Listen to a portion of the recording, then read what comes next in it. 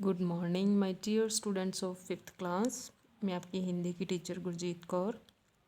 हमने कल एक नया पाठ शुरू किया था और पाठ का नाम था हिमालय की यात्रा, और इस पाठ को हमने पेज नंबर 106 तक पढ़ा था और आज हम उस पाठ को आगे पूरा करेंगे उस पाठ का 107 नंबर पेज से।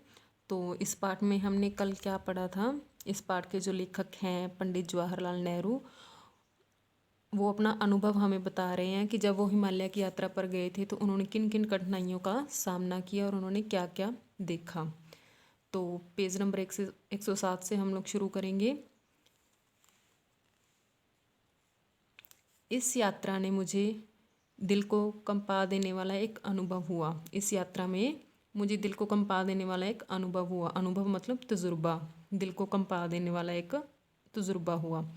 जो जिला घाटी से आगे सफ़र करते हुए हमसे कहा गया कि अमरनाथ की गुफा यहाँ से सिर्फ 8 मील दूर है।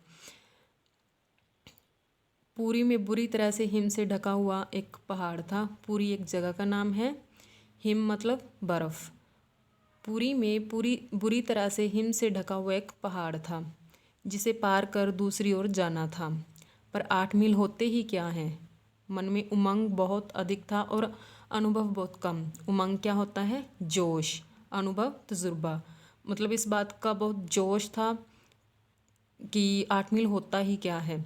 मतलब उन्होंने सोचा कि 8 मील तो बहुत कम होते हैं, वो तो बहुत जल्दी से इसको पूरा कर लेंगे, और उनको तजुर्बा इस चीज़ का बहुत कम था।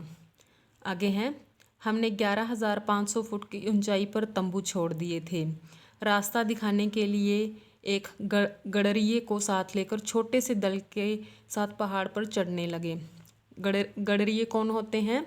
जो भेड़ और बकरियों को चराते हैं उनको क्या बोलते हैं? गडरिया। ठीक है, उसको साथ लेकर छोटे से दल का मतलब क्या होता है? समूह, ग्रुप। उसको साथ लेकर वो पहाड़ चढ़ने लगे। रास्ते की बर्फानी नदियों को रस्सियों के सहारे पार किया।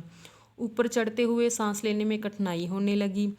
ऊपर चढ़ते हुए मतलब जब पहाड़ पर वो चढ़ रहे थे तो उनको सांस लेने में कठिनाई होने लगी। बर्फ़ बढ़ने लगी और बर्फानी नदियाँ इतनी भयानक रूप से रपटीली हो गई थी।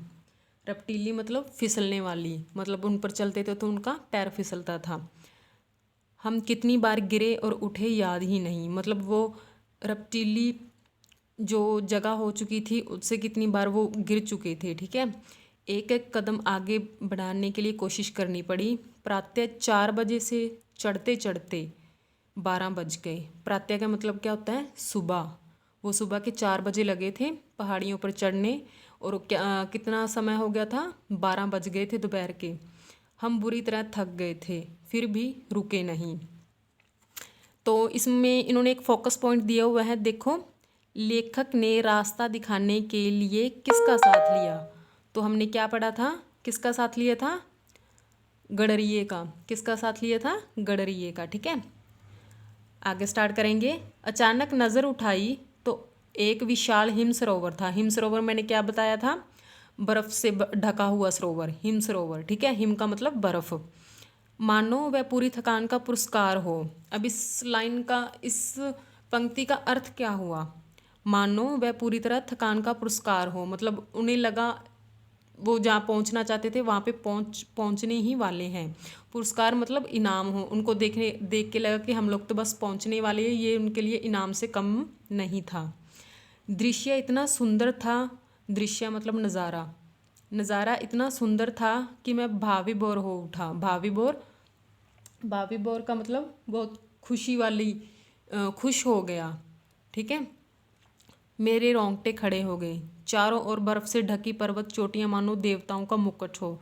मुकुट का अर्थ क्या होता है? ताज। उसने जब देखा चारों तरफ बर्फ से बनी पर्वत की चोटियां मानो देवताओं का मुकुट हो। देवताओं जिनकी हम पूजा करते हैं, देवताओं का मुकुट हो, मुकुट, ताज। बर्फ का बना वह अर्धचंद्र कितना खूबसूरत था। अर्धचंद्र मतलब आधा चंद्र। ठीक है, कितना खूबसूरत था क्या कहूँ। परंतु ताज़ी बर्फ और कोरे ने शीघ्र ही दृश्य को हमारी आंखों से ओझल कर दिया। दृश्य मतलब नज़ारा, शीघ्र जल्दी ही हमारी आंखों से ओझल कर दिया। ओझल मतलब गायब कर दिया।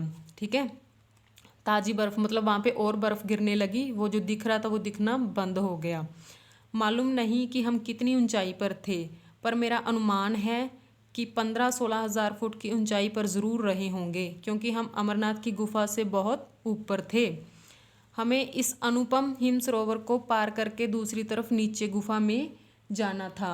अनुपम का अर्थ क्या होता है? बेजोड़, जिसका कोई जोड़ ना हो। हमें इस अनुपम हिम सरोवर को पार करके दूसरी तरफ नीचे गुफा में जाना था। हम सोच रहे थे कि चढ़ाई समाप्त होने से हमारी मुश्किलें भी कम होगी। हमने हंसते हंसते फिर यात्रा शुरू कर दी। इसमें बड़ा धोखा था। वहाँ बहुत दरारें थी। दरारें क्या होती हैं? जब ज़मीन फटने लगती है तो उसमें एक लाइन बन जाती है ना, वो लाइन कितनी भी गहरी हो सकती है, तो उस चीज़ को हम लोग क्या बोलते हैं? दरार। ठीक है।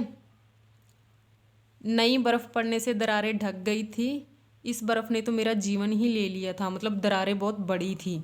मैंने जैसे ही पाँव आगे बढ़ाया, बर्फ़ मेरे बोझ से खिसक गई। मतलब उसके पंडित जवाहरलाल नेहरू के बोझ से क्या हो गया? बर्फ़ नीचे की तरफ खिसक गई। मैं सीधे एक दरार में जा गिरा। वह दरार इतनी गहरी थी कि कोई भी चीज़ उसमें नीचे पहुंचकर भूगर्भ शास्त्रियों की खोज के लिए सुरक्षित रह सकती थी। भूगर्भ शास्त्री कौन होते हैं? जो धरती के अंदर जाके किसी भी चीज़ का अध्ययन करते हैं। अध्ययन मतलब स्टडी करते हैं किसी भी चीज़ की। ठीक है। धरती के अंदर जाके, उनको बोलते हैं भूगर्भ शास्त्री। ठीक है। उनके लिए सुरक्षित रह सकती थी। भाग्यवश, किस्मत से रस्सी मेरे हाथ से छूटी नहीं। मैं दरार को एक हाथ से पकड़ लटका रहा। मेरे साथियों ने धीरे धीरे मुझे ऊपर खींच लिया। इस घटना ने हमें काफ़ी भयभीत कर दिया। भयभीत का अर्थ होता है डरा दिया। फिर भी हम आगे बढ़ते ही गए। आगे कदम कदम पर दरारें थीं, अतः हम थके मांदे निराशा से लौट आए। अमरनाथ की गुफा तो अनदेखी ही रह गई। मतलब वो वैसे के वैसे ही वापस आ गए। देखने तो अमरनाथ की गुफा गए थे, लेकिन जिन कठिनाइयों का उनको सामना करना पड़ा, वो बिना देखे ही अमरनाथ की गुफा को वापस आ गए। अनदेखी मतलब बिना देखे ही। तो ये आप लोगों का पाठ पूरा हो गया है। तो आप लोगों को वीडियो देखकर पाठ को पढ़ना है, और जो हाईलाइट किए हुए हैं ना जो शब्द, उनको आप लोगों ने भी हाईलाइट करना है। ठीक है। ओके।